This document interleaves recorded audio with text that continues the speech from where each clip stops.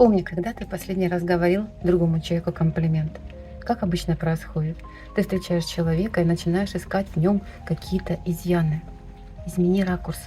Начни искать в нем красоту. Начни искать в нем самое прекрасное, что в нем есть. Это чистый акт выхода из собственного эго. Ты переключаешь свое внимание на присутствие здесь и сейчас и становишься творцом. Творцом новых энергий.